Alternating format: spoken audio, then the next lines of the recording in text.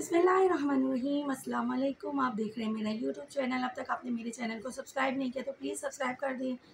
Bell icon کو press کر دیں تاکہ میری آنے والی ہر نئی ویڈیو آپ کو سب سے پہلے موصول ہو سکے۔ اس ویڈیو میں ہم بات کریں گے زمانہ جاہلیت کے وہ طریقے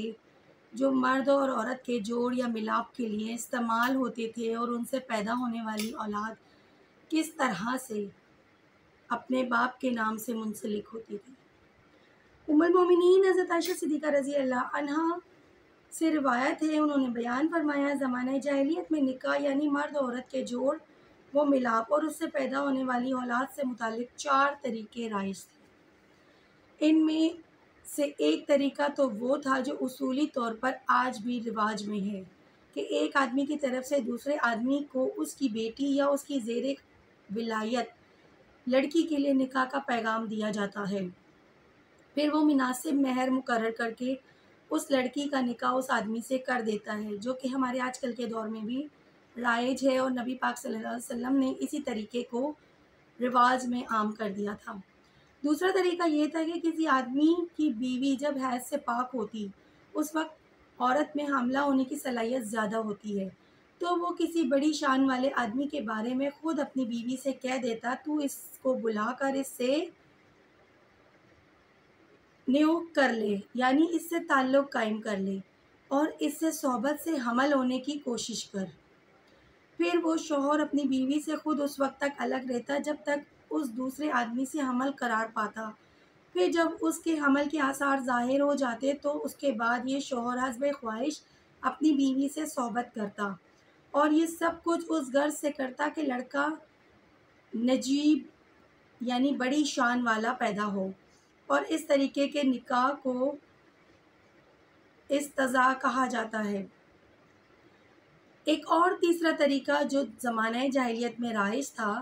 کہ چند آدمیوں کی ٹولی، روایت میں راحت کا لفظ ہے جو کہ 10 سے کم کے لیے بولا جاتا ہے، ایک عورت کے پاس پہنچتی اور ان میں سے ہر ایک اس سے صحبت کرتا، اور یہ سب باہمی رضامندی سے ہوتا۔ پھر اگر وہ عورت حاملہ ہو جاتی اور بچہ ہو جاتا تو چند روز کے بعد وہ ان سب آدمیوں کو بلواتی، اور دستور کے مطابق کسی کے لیے بھی گنجائش نہ ہوتی کہ وہ نہ آئے، اس لیے وہ سب ہی پہنچ جاتے، تو وہ کہتی کہ یہ جو کچھ ہوا تھا تمہیں معلوم ہے، اس کے نتیجے میں میرا یہ بچہ پیدا ہوا ہے، اور پھر وہ ان میں سے جس کو چاہتی نامزد کر کے کہتی کہ اے فلانے یہ تیرا لڑکا ہے، پھر وہ لڑکا اسی کا مان لیا جاتا اور وہ آدمی انکار نہیں کر سکتا تھا۔ یہ تیسرا طریقہ تھا۔ چوتھا طریقہ یہ تھا کہ ایک عورت سے بہت سے لوگوں کا جنسی تعلق ہوتا، کسی کے لیے کوئی روک ٹوک نہ ہوتی، یہ پیشہ ور لونڈیاں ہوتی تھی، ان کے گھروں کے دروازوں پر بطور علامت ایک نشان نصب ہوتا تھا، جو کوئی بھی چاہتا ان کے پاس جاتا، تو جب ان میں سے کسی کو حمل رہ جاتا اور پھر بچہ پیدا ہوتا تو اس سے تعلق رکھنے والے یہ سب لوگ جمع ہو جاتے اور قیافہ شناسی کے ماہرین بلائے جاتے، پھر وہ اپنی قیافہ شناسی سے اس بچے کو جس کے نطفے سے سمجھتے اسے لڑکا قرار دے دیتے، بس وہ اس سے چپک جاتا اور اسی کا بیٹا کہا جاتا، اور وہ اس سے انکار نہیں کر سکتا تھا۔ ام المومنین حضرت عائشہ صدیقہ رضی اللہ عنہا نے زمانہ جاہلیت کے سب طریقے بیان کرنے کے بعد فرمایا کہ جب محمد مصطفیٰ صلی اللہ علیہ وآلہ وسلم کی طرف اللہ کی طرف سے دین حق کے ساتھ مبعوث ہوئے تو آپ صلی اللہ علیہ وسلم نے جاہلیت کے ان سب شرمناک اور حیاسوز رواجوں کو یکسر مٹا دیا، اور نکاح و شادی کا بس وہی پاکیزہ طریقہ رہ گیا جو آج تک جاری ہے۔ صحیح بخاری اور صحیح مسلم۔ حضرت عائشہ صدیقہ رضی اللہ عنہا کی اس روایت سے اندازہ کیا جا سکتا ہے کہ رسول اللہ صلی اللہ علیہ وسلم کی بعثت سے پہلے عرب کیسی گندگیوں اور تاریخیوں میں تھے، اور پھر آپ صلی اللہ علیہ وسلم کی ہدایت اور تعلیم و تربیت نے ان کو آسمان ہدایت کا چاند اور سورج بنا دیا۔ سبحان اللہ۔ حضرت محمد بن مسلمہ رضی اللہ عنہ سے روایت ہے، رسول اللہ صلی اللہ علیہ وسلم نے فرمایا، جب اللہ تعالیٰ کسی آدمی کے دل میں کسی عورت کے لیے نکاح کا پیغام دینے کا خیال ڈالے تو اس کے واسطے گناہ نہیں ہے کہ ایک نظر اس کو دیکھ لے۔ سنن ابی ماجہ۔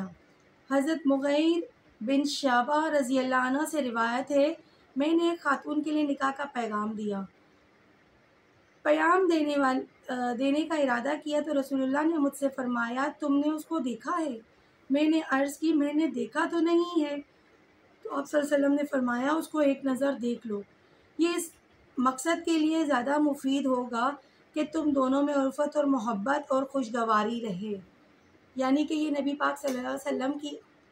سنت ہے کہ نکاح کا پیغام جس کے لیے دیا جائے اس کو ایک نظر دیکھ لیا جائے۔ حضرت ابو ہریرہ رضی اللہ عنہ سے روایت ہے، رسول اللہ صلی اللہ علیہ وسلم نے فرمایا کوئی شخص ایسا نہ کرے کہ اپنے دوسرے بھائی کے پیام نکاح کے مقابلے میں اپنا پیام دے تاکہ وہ نکاح کر لے یا چھوڑ دے اور بات ختم ہو جائے۔ مطلب یہ ہے کہ اگر کسی شخص نے کسی عورت سے نکاح کے لیے اپنا پیام دے دیا ہے تو جب تک کہ ادھر کا معاملہ ختم نہ ہو جائے کسی دوسری آدمی کے لیے درست نہیں کہ وہ اپنا پیام وہیں اس کے لیے